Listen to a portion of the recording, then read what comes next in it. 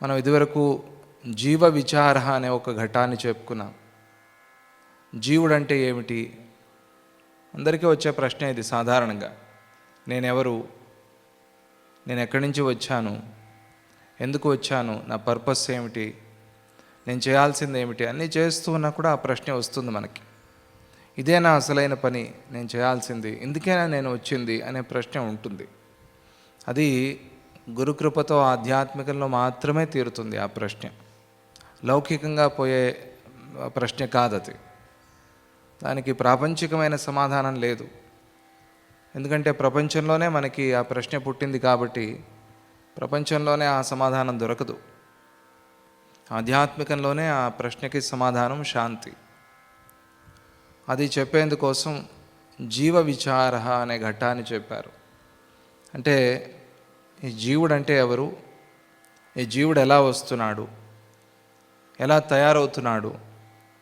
ఎందుకు వస్తున్నాడు? ఏమిటి కారణం? అసలు ఈ జీవ ఉత్పత్తికి కారణం ఏమిటి? అంటే ఒక విత్తనం ఉంది, ఆ విత్తనం అలాగే ఉండొచ్చు కదా. ఆ విత్తనం మళ్ళీ మొలకెత్తి మహావృక్షం అయ్యి అది ఫలాలు ఇస్తోంది, ఈ చక్రం ఇలాగే తిరుగుతోంది. అసలు ఆ విత్తనం మొలకెత్తేందుకు కారణం ఏమిటి అనే ఆ ప్రశ్న మనలో వస్తుంది. దానికి సమాధానం చెప్తూ జీవ విచారం. జీవుడు, మనం ఏవేవో ప్రశ్నలు వేస్తాం కానీ మన గురించి మనం మర్చిపోతాం. తక్కినవన్నీ పడతాయి కానీ మన గురించి మనకి పట్టదు, మర్చిపోతాం. ఆ విషయమే అక్కర్లేదు అన్నట్టుగా ఏదో చాలా పరిచయం ఉన్నది, చాలా తెలిసింది అని అనుకుంటాం. విచిత్రం, మనకన్నే మనకు కనిపించదు. మన కంటిని మనం చూసుకోలేం అద్దంలో తప్ప. అద్దంలో కనిపించేదాన్ని ఏమీ చేయలేము. అందరి కళ్ళు కనిపిస్తాయి, అందరి ముఖాలు కనిపిస్తాయి, అందరినీ హాస్యం చేస్తాం, అందరి గురించి నవ్వుతాం, అందరి మీద జోకులు వేస్తాం. కానీ మన గురించి మనకు తెలియదు. నీ తలనొప్పే నీకు తెలియదు, ఇతరుల తలనొప్పి నీకెందుకు? నీ తలనొప్పి నీకు తెలుసుకో, ఎందుకు వచ్చింది ఈ తలకాయ నొప్పి అని. అప్పుడు ఇతరుల తలకాయ నొప్పి నీకు పట్టదు. కానీ ఆ పని చేయం మనం. అంతా కావాలి కానీ మన గురించి మనకి వద్దు. ఆధ్యాత్మిక నీ గురించి నువ్వు ప్రశ్నించుకో అని చెప్తుంది. అది ముఖ్యమైంది, అది చాలా అవసరమైంది.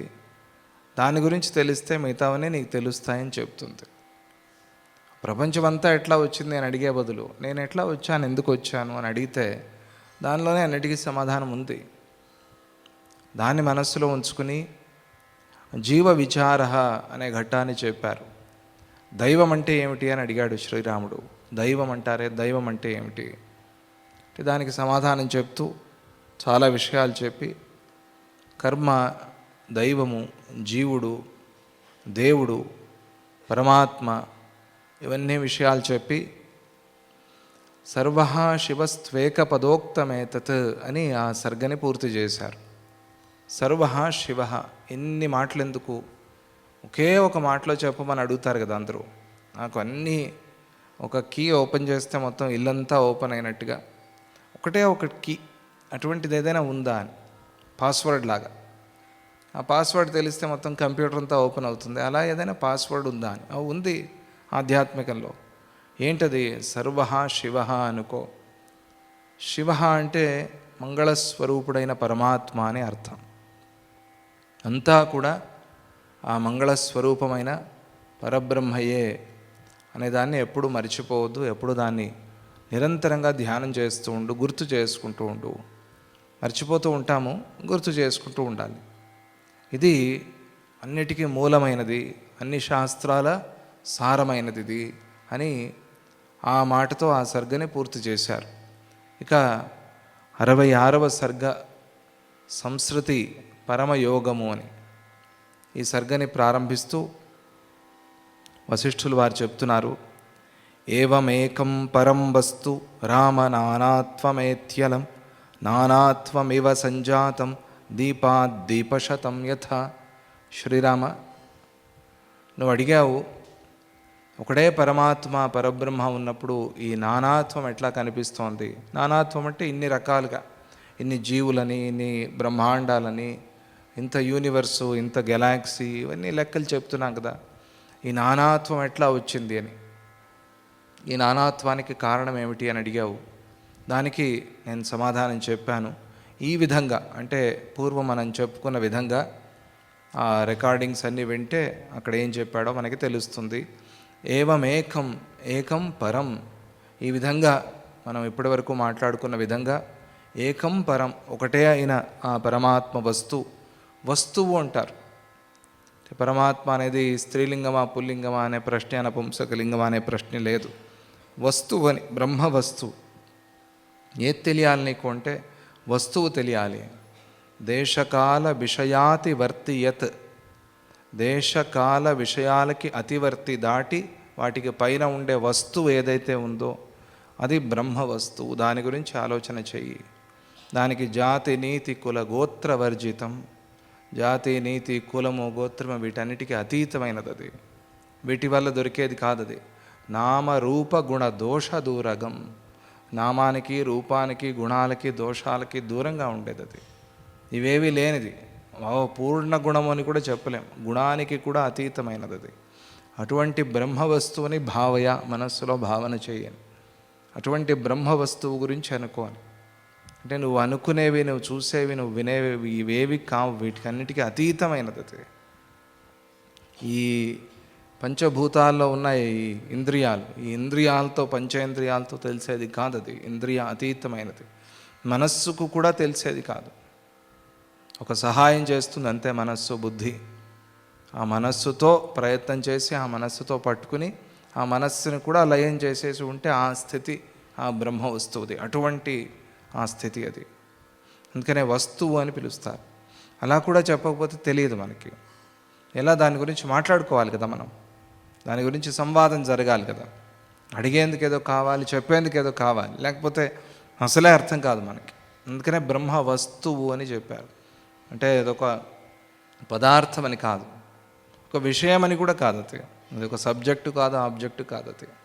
అటువంటి ఆ బ్రహ్మ వస్తువు అది ఒకటే. రామ నానాత్వమేత్యలం. అదే నానాత్వాన్ని పొందుతున్నట్టుగా కనిపిస్తోంది. పొందింది అని కాదు, పొందినట్టుగా కనిపిస్తోంది. ఎప్పటి వరకు? నువ్వు చూస్తున్నంత వరకు. నువ్వు చూసినంత వరకు నానాత్వం. నువ్వు ఆ నానాత్వాన్ని చూడకపోతే అది ఏకత్వం అంతే. నువ్వు చూస్తున్నంత వరకు ఉంటుంది. ఎప్పటి వరకు ఉంటుంది? నువ్వు చూసినంత వరకు ఉంటుంది.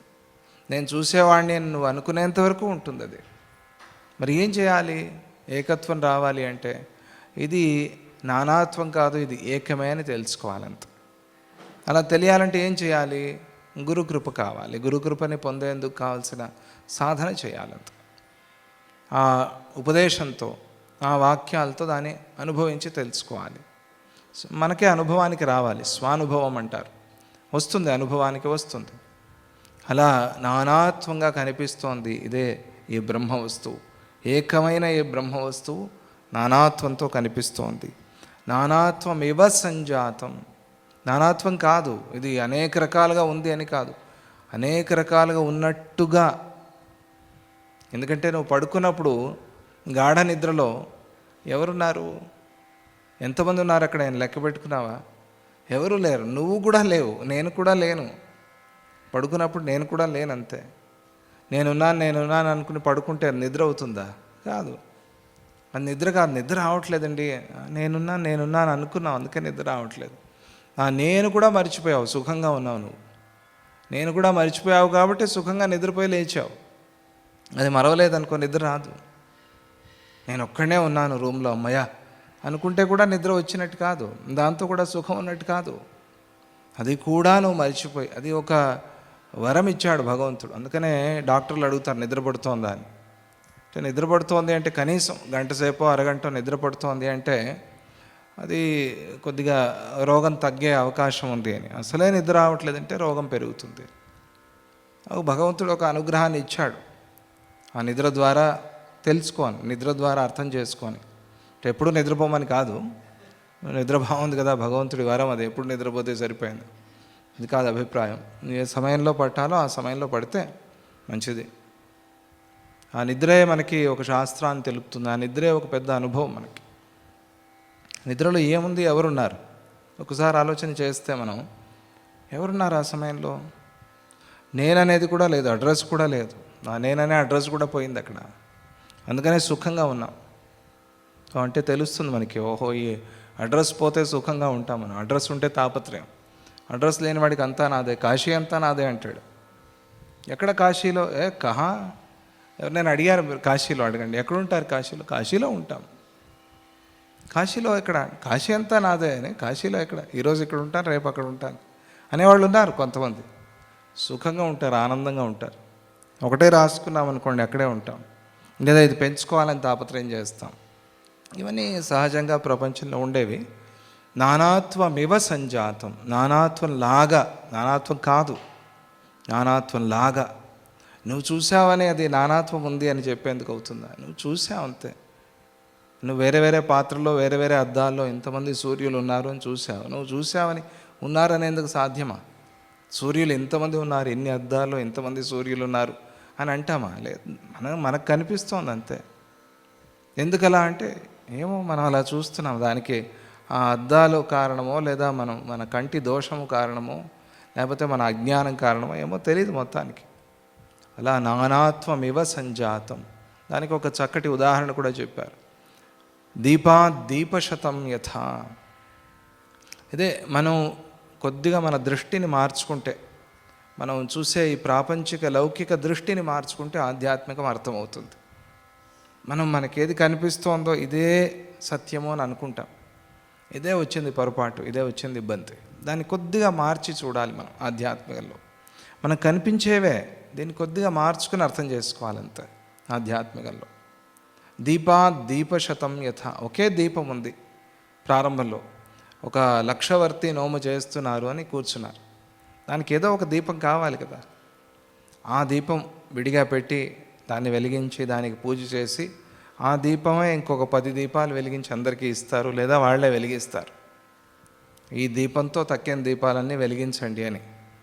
ఈ అన్ని దీపాలకి, 1,00,000 దీపాలకి కారణమైంది ఒకే దీపం కదా. ఆ ఒక దీపం నుంచే కదా వచ్చింది ఇది. ఆ ఒక్క దీపం ఏదైతే ఉందో అదే పరమాత్మ, అదే పరబ్రహ్మ. ఆ ఒక్క దీపం నుంచే వచ్చింది. మనం అందరం కలిసాము ఆశ్రమంలో. ఎక్కడెక్కడి నుంచి వచ్చాము, అనేక దేశాల నుంచి వచ్చి చేరిన పక్షుల్లాగా చేరాం. మనం అందరం ఇలా ఈ స్థానంలో దత్తపీఠంలో కలిసేందుకు కారణం ఒక దీపం, సద్గురువు దీపం. అక్కడి నుంచి కదా కలిసాం మనం. అలా దీపశతం యథ. దీపశతం, శతం అంటే 100 అని కాదు, అని ఇష్టం. లక్షలు కోట్ల దీపాలు ఎన్నైనా సరే, ఒక దీపం నుంచి ఇన్ని దీపాలు పుట్టినట్టుగా దీపాంతరం యథ అనే మాట గురుగీతలో వినిపిస్తుంది మనకి. ఆ దీపం నుంచే ఇంకొక దీపం వచ్చింది అని. ఆ దీపం ఈ దీపం వేరే కాదు. ఎందుకంటే దానికి ఉన్న లక్షణాలు, దీనికి ఉన్న లక్షణాలు, దాని గుణాలు, దీని గుణాలు అన్నీ ఒకటే. అది వెలుగుతుంది, ఇది వెలుగుతుంది, ఇది వెలుగునిస్తుంది, అది వెలుగునిస్తుంది, ఇది కాలుస్తుంది, అది కాలుస్తుంది, ఇది కాలిపోతుంది, అది కాలిపోతుంది. అలా అన్నీ సమంగా ఉన్నాయి. దీపం, ఆ దీపం, ఈ దీపం ఒకటే. ఇటువంటి ఉదాహరణలు చాలా ఉన్నాయి. దీన్ని బట్టి నువ్వు నేను పరబ్రహ్మని, ఆ పరబ్రహ్మ కన్నా అతీతమైంది, వ్యతిరిక్తమైంది ప్రపంచంలో ఏది లేదని ఎందుకు తెలుసుకోలేకపోతున్నావు అనే ప్రశ్న. అది ఒక్కసారి ఆ ఆలోచన అయినా నీ మనసులో రావాలి. ఆ దీపం నుంచే వచ్చిన ఈ దీపం ఆ దీపం కన్నా వేరేది కాదు ఇది. కానీ మనం చూసే విధానం వేరేగా ఉంటుంది లోకంలో. అది వేరే, ఇది వేరే. విడిగా చూసేసాం కదా ఈ దీపం ఆ దీపం అని. అందువల్ల రెండే కనిపిస్తాయి మనకి. ఇది 2 లాగా 3 లాగా అలా అలా పెరిగి 100 100 దీపాలు అని అంటాం. ఎందుకంటే వ్యవహారం అట్లా చేసింది మనల్ని. లోక వ్యవహారంలో ఇన్ని దీపాలు అనే వ్యవహారం ఉంది మనకి. ఈ వ్యవహారాన్ని మనస్సులో పెట్టుకుని ఆధ్యాత్మికంలో కూడా అలాగే దాన్ని ఉపయోగిస్తాం, అలాగే అర్థం చేసుకుంటాం. ఇన్ని దీపాలు వ్యవహారం కోసం చెప్తున్నాం అంతే, కానీ తేడా ఏమీ లేదు ఆ దీపాలకి. అలా అర్థం చేసుకోవాలి ఆధ్యాత్మికం అనేది, అప్పుడే అర్థమవుతుంది. దీపశతం యథ. ఒక దీపం నుంచి 100లాది దీపాలు వచ్చినట్టుగా ఇలా అర్థం చేసుకో రామా. ఆ పరబ్రహ్మ నుంచి ఈ జీవులందరూ కూడా వచ్చారు అంటే ఆయనకన్నా వేరేగా లేరు అని అర్థం. అది చెప్పేందుకోసం, ఆయనకన్నా వేరైంది ఏదీ లేదు అని చెప్పేందుకోసం. అది అభిప్రాయం. ఇన్ని ఉదాహరణలు, ఇన్ని దృష్టాంతాలు ఇవన్నీ ఎందుకు చెప్తున్నారు అంటే అర్థం చేయించేందుకోసం. అలా అర్థం చేసుకో. అజ్ఞాన దృష్టికి ఇవి నానా రూపాలుగా కనిపిస్తూ ఉంటాయి, కనిపిస్తూ ఉంది.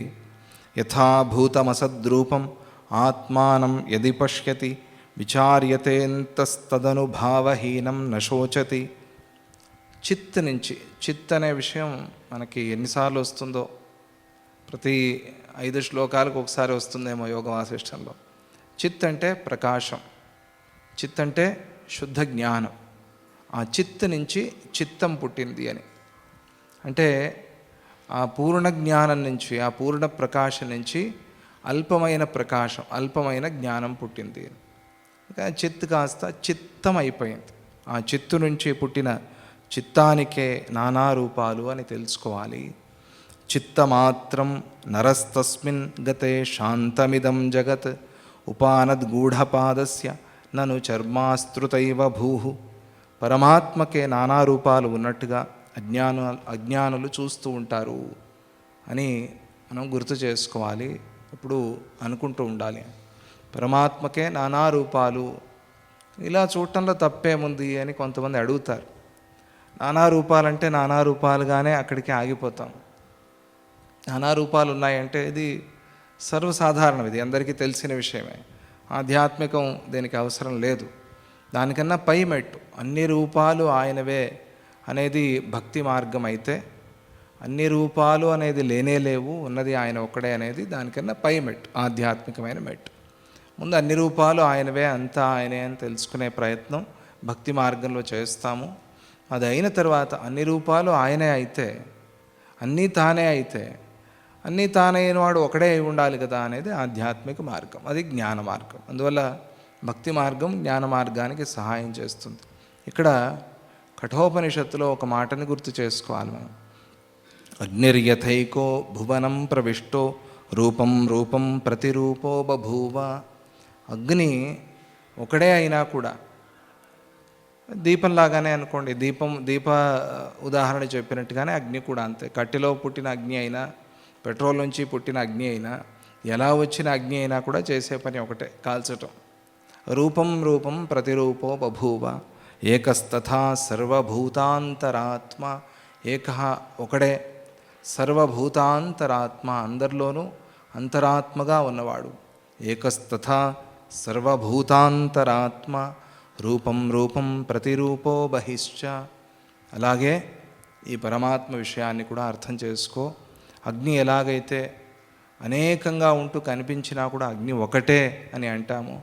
ఎక్కడో ప్రారంభమై ఇక్కడ అంటుకుంది, అక్కడ అంటుకుంది, ఆ మూలలో అంటుకుంది, ఈ మధ్యలో అంటుకుంది, అంతా అంటుకుని ఒకటే దావాగ్నిగా పెరిగిపోతుంది కదా. అంతా ఒకే అగ్ని అంటామా, వేరే వేరే అగ్నిలో అంటామా? వేరే వేరే అగ్ని అనా? ఇది చందన వృక్షంలో పుట్టిన అగ్ని, ఇది వేప చెట్టులో పుట్టిన అగ్ని ఎవరు చెప్పరు. అలా ఎక్కడైనా ఉందండి అనుభవం? విడివిడిగా తీసి చూపించే అనుభవం ఎవరికైనా ఉందా అగ్నిలో? లేదు. అలాగే ఈ దృష్టాంతమే, ఈ ఉదాహరణే ఆధ్యాత్మికంలో కూడా. అగ్ని అంతటా ఉన్న అగ్ని ఒకడే అయినట్టుగా, కట్టెల్లో పుట్టినా, ఇంకో చోట పుట్టినా, ఏదో ఇంధనంలో పుట్టినా కూడా అగ్ని అంతా ఒకటే అయినట్టుగా నానాభూతాంతరాత్మ, అందరిలోనూ ఉన్న అంతరాత్మ ఆయన ఒకడే, ఆయనే పరమాత్మ అనే మాటని ఇక్కడ గుర్తు చేసుకుంటూ, విచార దృష్టికి మాత్రమే బ్రహ్మ యొక్క యథార్థ రూపం గోచరిస్తుంది. విచారం అనేది చాలా అవసరం. ప్రారంభంలోనే చెప్పారు, 4 వాచ్మ్యాన్లు ఉన్నారు ఈ మోక్షం అనే ద్వారంలో. 4 ద్వారాలు, 4 ద్వారాలు, 4 వాచ్మ్యాన్లు. ఏంటవి 4? చాలా ముఖ్యమైనది అది. శమో విచార సంతోష, చతుర్థ సాధు సంగమ. శమ విచార, విచారం 2వ వాచ్మ్యాన్. శమో విచార సంతోష, సంతోషంగా ఉండాలి, ఏడుస్తూ ఉండకూడదు. చతుర్థ సాధు సంగమ, 4వది సత్పురుషుల సాంగత్యం, సద్గురు సహవాసం. ఈ 4 ఉంటే గనక ఈ 4ట్లో ఏదో ఒక ద్వారం నుంచి నువ్వు ప్రవేశించవచ్చు ఈ మోక్షం అనే భవనంలోకి అని చెప్పారు కదా. విచారం, ఆ విచారం అనేది ఉండాలి, ఆలోచన. బుద్ధి ఇచ్చాడు కదా భగవంతుడు మనకి ఆలోచన చేసేందుకోసం. దాన్ని పెట్టి ఆలోచన చేయాలి. ఆ బుద్ధిని ఉపయోగిస్తే సమాధానం తానే దొరుకుతుంది.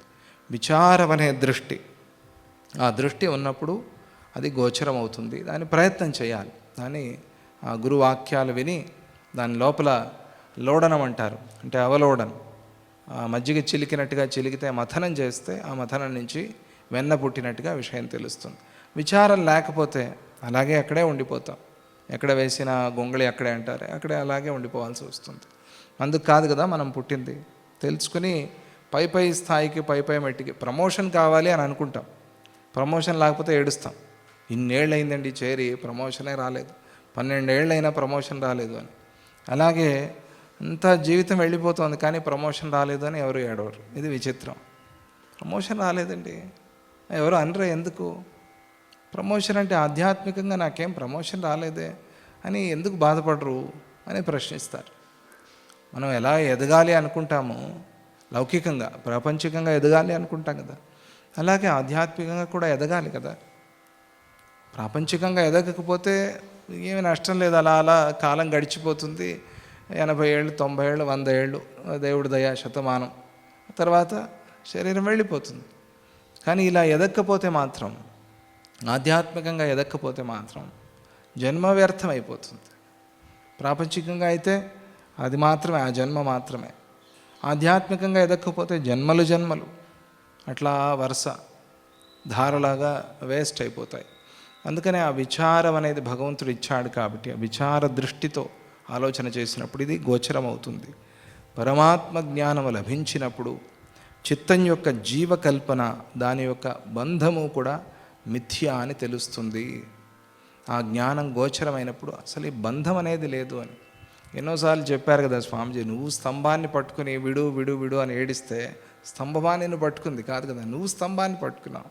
విడవాల్సింది నువ్వు, స్తంభం కాదు. నువ్వు పట్టుకున్నావు దీన్ని, నువ్వు విడిస్తే. ఒక కీర్తన ఉంది అన్నమాచార్యులది, మీరంతా వినే ఉంటారు.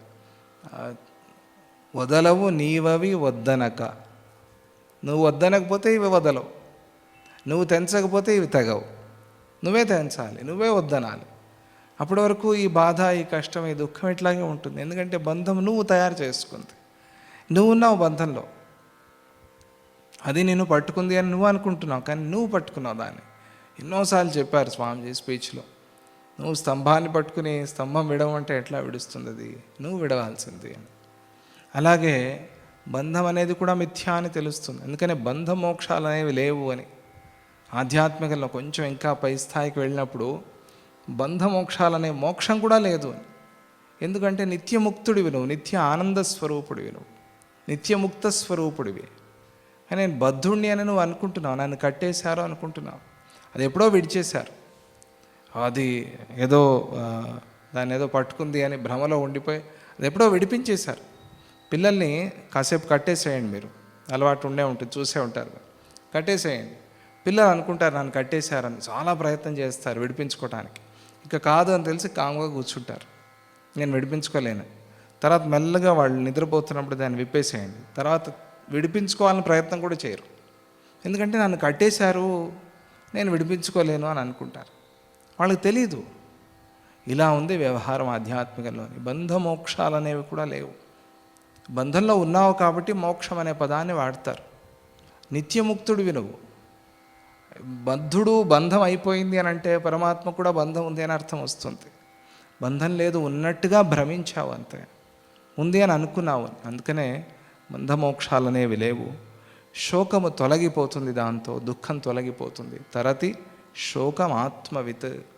ఆత్మవిత్ అంటే ఈ తత్వాన్ని తెలుసుకున్న వాడికి శోకం అంటే దుఃఖము దాటిపోతాడు, దుఃఖాన్ని దాటి ఉంటాడు. తరతి శోకం ఆత్మవిత్. ఇందుకోసమే కదా మనం ప్రయత్నం చేసేది అని. వేరే ప్రయత్నాలన్నీ ప్రపంచంలో మనం చేసేది దుఃఖం పోవాలి అని అంత, వేరే ఇంక ఏ కారణము లేదు. మనం చేసే ప్రతి ప్రయత్నానికి దుఃఖం పోవాలి కారణం అంతే. దుఃఖం పోవాలి, సుఖం రావాలి. వేరే ఇంకొకళ్ళ సుఖం కోసం అండి, మా సుఖం కోసం. ఇంకొకళ్ళ సుఖంలో నీ సుఖాన్ని నువ్వు చూసుకుంటున్నావు, అందుకనే చేస్తున్నావు. ఇంకొకళ్ళ సుఖం కోసం నేను పని చేస్తున్నా, అది భ్రమ, అది చాలా తప్పు. అది ఇంకొకళ్ళకి సుఖం కలిగితే నీకు సుఖం కలుగుతోంది అంటే నీ సుఖమే అది కూడా. నువ్వు అనేది మాత్రం ఇంకొకళ్ళ సుఖం కోసం నేను చేస్తున్నాను, చాలా పొరపాటు అది. నీ దుఃఖ నివారణ, నీ సుఖప్రాప్తి, ఇదే కారణం ప్రపంచంలో, వేరే ఏమీ లేదు. ఇది రెండే, దుఃఖ నివారణ, సుఖప్రాప్తి. ఎక్కడైనా చూడండి, ఏ వ్యవహారం, ఏ జీవుడి వ్యవహారమైనా ఇదే. దీనికన్నా వేరే ఏదైనా ఉందండి? ప్రపంచమే లేదు. ఏ జీవి అయినా, మనమే మనుష్యులే అని కాదు, ఏ జీవి అయినా ఇదే తాపత్రయం. దుఃఖం పోవాలి, సుఖం రావాలి. ఇందుకే కదా దుఃఖం పోవటమే సుఖం అని చెప్తారు శాస్త్రంలో. సుఖం అనేది ప్రత్యేకంగా రాదు, రావాల్సిన పని లేదు. దుఃఖ నివారణ అంతే. దుఃఖం పోతే చాలు. జ్వరం ఉంది, రుచి తెలియట్లేదు, వాడికి ఇష్టమైన పదార్థాలు అన్నీ తీసుకొచ్చి పెట్టండి, వద్దంటాడు. నాకొద్దు, నాకు నచ్చదు, నాకు ఇష్టం లేదు అంటాడు. ఇష్టం లేదంటాడు. ఎందుకు? ముందు వాడికి జ్వరం పోవాలి. జ్వరం పోతే అప్పుడు ఏదైనా తింటాడు, ఇష్టం ఉన్నా లేకపోయినా తింటాడు ఆకలితో. అదే జ్వరం ఉందనుకోండి, ఇష్టమైనవన్నీ పెట్టినా కూడా తినడు. ఏమిటి కారణం? దుఃఖ నివారణ అనేది ప్రధానం. సుఖప్రాప్తి కన్నా దుఃఖ నివారణ అనేది ప్రధానం. అందుకని ఏం చెప్తారు? తరతి శోకం ఆత్మవిత్. శోకాన్ని దాటుతావు నువ్వు అని. ఈ శోకం, ఈ ఏడుపుగొట్టుతనం పోతే, ఎప్పుడో ఏడుస్తూ ఉంటారు కదా, ఈ ఏడుపు అనేది పోతే సుఖం తానే వస్తుంది. ఎంత సుఖంగా ఉన్నా ఏడుస్తూ ఉంటే ఇంక ఈ సుఖం ఉండి ఏం ప్రయోజనం? అందువల్ల తరతి శోకం ఆత్మవిత్, శోకాన్ని దాటుతారు అనే వేదవాక్యమే దీనికి ప్రమాణము. చిత్తమే జీవరూపంలో ప్రకాశిస్తూ ఉండటం వల్ల విచారణ చేసినప్పుడు చిత్తంలో ఆరోపించబడిన ప్రపంచము తొలగిపోతుంది. ఆ చిత్తంలో ఆరోపణ చేసుకున్నావు కదా, ఇదంతా కూడా తొలగిపోతుంది. ద్వైతమంతా కూడా పోగా సుఖమే మిగులుతుంది అని అంటూ, ఉపానద్గూఢపాదస్య నను చర్మాస్తృతైవ భూ. మూర్ఖుడు కాళ్లకు చెప్పులు వేసుకుని భూమి అంతా చర్మంతో కప్పబడి ఉంది అని తలచినట్లుగా, వీడు చెప్పులు వేసుకున్నాడు, భూమి అంతా చర్మంతోనే కప్పేశారు అని అనుకున్నాడు. అలా అనిపిస్తుంది. ఆ చెప్పులు తీస్తే ఓహో చర్మం లేదు అని అనుకుంటాడు. అలా అనిపించినట్టుగా, వాడికి ఆ భ్రమ ఉన్నట్టుగా.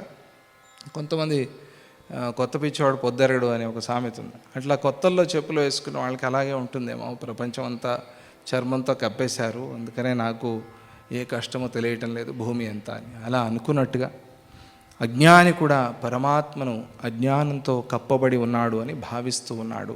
దీనికి ఏం చేస్తాం? ఆ పరమాత్మకు కూడా అజ్ఞానం కలిగింది అని అనుకుంటున్నాడు. కానీ అలా కలగటం లేదు. నువ్వు చెప్పులు వేసుకుంటే భూమి అంతా చర్మం పరిచినట్ట కాదు కదా, నువ్వు వేసుకున్నావు అంత.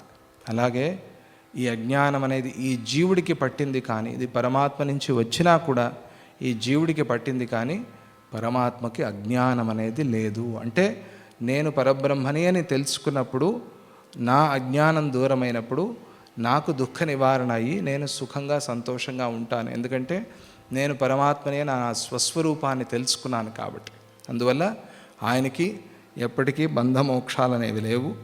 ఆయన ఎప్పుడూ నిత్యతృప్తంగా, నిత్యముక్తుడిగా, నిత్య ఆనంద స్వరూపంగా, సచ్చిదానంద స్వరూపంగా అట్లాగే ఉన్నాడు అని చెప్పడం అభిప్రాయం. అలా చెప్పి ఇంకా కొన్ని విషయాల్ని మనకి ఆ విషయంలో చెప్తారు.